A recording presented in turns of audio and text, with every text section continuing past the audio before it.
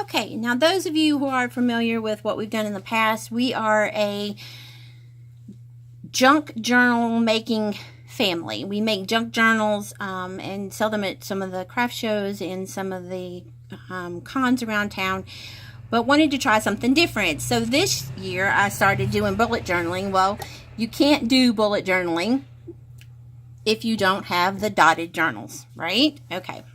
So I did not buy just one dotted journal to play with to see how things would turn out. I tend to go above and beyond, and it seemed like every video I was watching, everyone liked every other journal, not the ones that the previous person had liked. So I proceeded to purchase one of all the dot journals I could find. So let's just take a look. So I started with the Moleskine journal. Now this particular one is the one I started with. I just kind of wanted something to play in before I got into all my more expensive or pricier journals. And even though this is a Moleskine journal and it is definitely a dotted journal, as you can see, I have not had a lot of luck with Moleskine in the past because most of the medias I use are wet and they bleed through. So I knew this would not be the way I would stay, but since I had them already on hand, I thought it would be nice to have them for just kind of putting my library of doodles or banners or whatever. So like as you can see, I started with some flower doodles. We've got some different types of ledgers or headers. Let's see what else is in here. Here's some more of the borders and just things like that to add to your pages. So that's what I started with. Okay, so I'm still using this one today. Okay, because again, that was my play journal. So to do the experiment correctly, I have one dotted Moleskine journal. Okay, then we have the Lettrum, I think is the way we say this. It is a 1917. I have heard nothing but people rant and rave over this journal. They all love it. I haven't opened it yet, as you can see. I wanted you guys to experience that with me. So here's that one. So those are my first two. This one, here it is. It's called Dingbats. And I absolutely adore this elephant on the front, which is the reason I picked this particular one. But again, it's another one that I'm waiting to see just what's going to happen when I start putting all that wet medium on this luscious cream paper. Now this one is a cream. The Moleskine one is more of a starchy white almost. Let's see if we can kind of compare the paper. It's actually a yellowy color too. So those two, but I'm still really excited. The elephants, they remind me of my granddad, and that seems to be important to me this year. This one, I haven't even taken out of the box, as you can tell. I don't even know what the name of it is. It looks like, all right, let's just open it up and find out. Can't use a journal if you leave it in the plastic, right? Let's just rip that one on open. Now that you've seen me open it, I don't feel so bad. It actually comes in a nice black box, which none of the others came in a box, which is kind of nice. Definitely no, it won't get, oh, this is the one. Okay, that says, if I can read that, actually, I can't read that. That one says, L'Amour. So it's Lemome, and it's a yellowy page, but I like the fact that it laid flat, and I saw a journaler who used it. I cannot think of her name, but her old one looked just as good as her new one did as she took it out of the box. So I was really impressed with that. I think this is kind of cool here on the side. It does have my strap and then the pockets in the back like the rest of them. So I'm actually really excited to play with this one as well. Like I said, no one could say why one journal was better than the other. All they could say is that they loved the journal that they had. So being me, we want to try them all. This one is from Archer and Olive. And I'll go ahead and tell you now, I love that company. It's a small company. And they have excellent customer service. And I truly just love them. Again, with the bee design, her designs are limited editions. So if you see one you like, then you definitely need to go and take a look. But one of the things I loved most about hers is that her papers are white. I mean, white compared to some of the other pages. And I guess because I do like to draw as much as I like to do anything else, I'm really looking forward to the white pages. I'm used to white pages. If you do any kind of mixed media, you start with a blank page, and that's one of the things that they say is really hard. So that's one of the things I like about it. I love the pen. It's got the pocket in the back just like the rest. And then it's got 2 bookmarks, which I think is very, very cool. So it's a little extra on her details, which I liked. And then I went to Hobby Lobby. So we've got anything here from $35 journals to, this one was $9.99. And for a first timer, I was just as happy with it as I was looking at some of the other ones. Now, like I said, I have not experienced it yet. I was saving that for you guys. I think this little girl in the front is so adorable. She's just adorable. And this one's dots. Now, don't be fooled. You can pick up the one that is lined paper easily in Hobby Lobby. And with a 40% off coupon, I think this ended up being like $5. So nothing, you know, to worry too much about. And then I did pick up this one. I actually liked the idea that there were 2 different sizes. And I thought with the way sometimes I draw bigger and like the bigger things, this one might be more fun just because it is a bigger size. Now, I did go back and order from Archer and Olive. They had a bigger size, and I haven't seen the other ones yet. I still need to see if they've got a bigger size. But I think this one's going to be a lot of fun, especially if you try to keep just 1 week to a 2-page spread. But all that being said, do you think that I started with any of those journals? Of course not. I was so worried about keeping my precious journals safe and protected that I took one of our mess-up journals. We messed it up along the way of production. And I love our journals, but I don't usually keep them because we only make 1 or 2 of, well, there's no duplicates. There's usually only 1. So, actually, if I'm going to do this, I might as well do it right. So, this is the journal we made. Again, trying to, you know, use what I had before I used all the new good stuff. And because I wanted to use it online, I love our journals, and I'm going to show you why.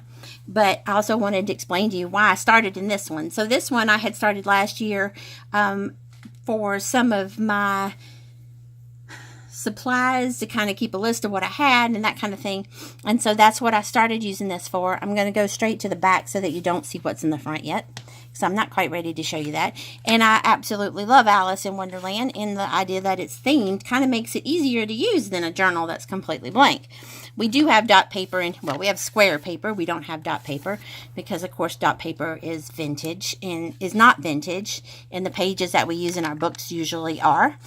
9 times out of 10, almost everything in our books are vintage or,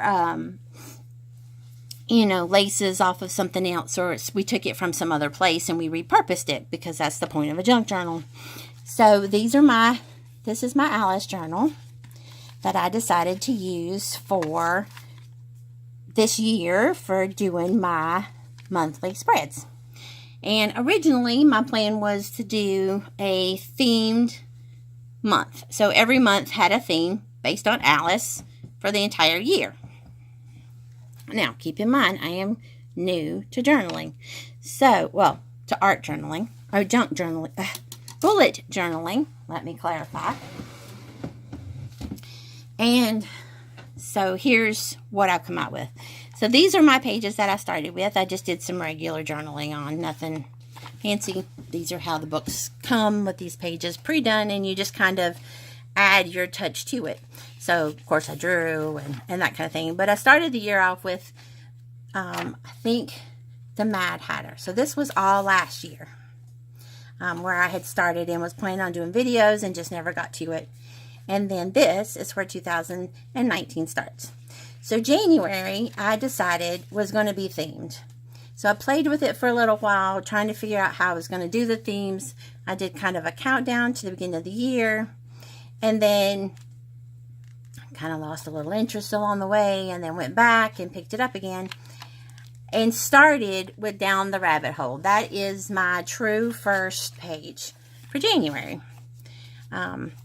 And So down the rabbit hole is the beginning, and everything started off great. I had a menu planner. You could flip through week to week and see what was going to be for dinner. There's pockets in here somewhere. One of these has a pocket so that you can put in your coupons for the week when you go grocery shopping. I have my January calendar, February. Perfect. Going right along with the whole bullet journaling idea. Then it came to this page, and this page I decided that I didn't want my daily activities to interfere with the look and feel of the journal. I wanted to kind of hide those. So what I did was I created doors for each day where I was going to write and journal what was happening, right? Because this is the way bullet journaling works. You journal every day, well, or monthly, or however you set it up. But so the first week, the doors were great. I actually started using it a little bit, writing down journal verses for the day or things like that. Dates I wanted to remember, my spending. But as the time went on, it became a little daunting doing the everyday thing. So I did the month view, my trackers. But as you can tell, I lost interest in doing all the work that was required. So there's a lot of empty spaces. Again, the next week, I tried to hide what was happening so that I could keep track of it. I tried to make it longer so that one flip was 2 days instead of 1 day. And I kind of like the way the overall look of the spread is, but again, I didn't go back and take the time to fill in the spaces, which really bothers me that I didn't, because it feels like I've wasted it. I got creative here, created the journals, the days in here. Again, though, I didn't fill it in. The year's been crazy already, and it's just the beginning of the year. I'm learning so much new about myself. I need places to put that information. So I will go back and fill in these pages with just my normal writing that I do, kind of to decompress for the day. I made a new tracker back, but it wasn't in the right section. Let's see if I can find it really quick. Yeah. And then, so I created a tracker that I was going to color in the teeth based on my moods. Didn't do it. Too much trouble. So, clean slate. I wrote down dislikes and likes about the first month and tried again. Second month was February. It was the Queen of Hearts. Instead of doing the monthly view, I just did straight down everything that was going on that week that I knew about. I wrote it on the list. I made cute little flips and tucks and that kind of thing, because that's what I like to do. And so you can stick stuff in here and stick stuff here, which is fine because I'm sure I'll go back at some point and add things. Now, I did create a page I didn't like, so I glued it together, which is nice because now I have a pocket at the top, like I said before, that you can slide things in. Let's see if I can show you a little bit better. It just slides in the top like that, and you've got it stuck there, so it's a great place to hide. I did go back and do the Queen of Hearts for the theme for the month and tried adding the trackers to the days. February didn't work out in my favor either. But I also think that for a new bullet journal, it was a lot to take on at one time. I should have taken it in smaller bites instead of trying to do big chunks at once. But lesson learned, which is the whole point. So none of the days got written on in February. I did come out with layout ideas for March, and so hopefully this March got a little bit better. So March is for Madness, March Madness. So I created my first page, which I like. This is another little tuck. It's got some cute personal information on this little thing here. I can slide in here. This is stuff I don't have to worry about just anyone picking up and looking. They're not going to know where all my tucks are, which is really nice. This is a piece of my artwork that I photocopied out of the Moleskine journal and cut and put in here and then colored accordingly. And I kind of like the way she looks. I like it. It's more me. It's not necessarily that I'm trying to fit into the cookie cutter appearance. It's more what I like and what I want to do, which is the whole point. So that's the first of the month. And then here's my trackers for the month. I've done most of the days. I've filled in accordingly. Looks like I got about to the 23rd. I do know that I can go back and add in a couple for this week. I haven't done that yet, so I will do that. I did create a goal sheet, which was something new for me. I've never done before. And I can check a couple of these things off, which I think is nice. Journaling that's private. I don't have to worry about people reading my crazy thoughts because sometimes they're really crazy. Again, I messed up on a page and I glued it together and made a pocket out of that page. We went down on a trip to Hilton Head for the weekend, and so that's in that pocket, and I know that it'll be safe there. Again, I did a little journaling about where I was, which was nice because, again, that's more me. This is not quite as full. It was supposed to be that weekend, but I didn't do it when I was there. And I think if I had done it while I was there, it would have been more complete and it would have been better for me. Then there's this one, which is more information from our trip. Quote out of one of the books that I read. But then if you stop and look, here is last week, and it's again blank. So it looks like the end of the week or the end of the months get harder for me, and then of course I have nothing for this week. It looks like the end of the months get harder for me, which is something I'm going to have to work on. So I'm hoping that by you following the videos or by you checking in on me, you're holding me accountable and I can post my work and share, and people will post theirs and share. I don't have a lot of art friends or artists in this area that I live in. So I'm looking to kind of create my own tribe online and have some people to create with and have fun with and just be with. Just happiness is what I want to do. So anyway, I have already started thinking about what I'm going to do for April, and it's going to be flowers because one, it's spring here in North Carolina, and two, because of the crazy flowers in Alice in Wonderland. I'm still going to try and hold on to that theme if I can at all. But I'm hoping you will check back in, see what happens with all these journals and all these companies, because like I said, I bought these journals strictly so that I could give you the for realness of them. Nobody gave them to me. I had to pay for every one of them. So my comments are going to be for real what happens. And I have got everything from Crayola markers to watercolor markers to paint markers to Jane Davenport supplies to watercolor inks and acrylics and anything you could possibly think of. I probably have it or can go out and pick it up, and we'll be glad to experiment. If you have any suggestions or requests, please let me know. Otherwise, just thank you for being here, and thank you for giving me a place to let my voice be heard. I hope you have a great evening or weekend or whenever it is that you're watching.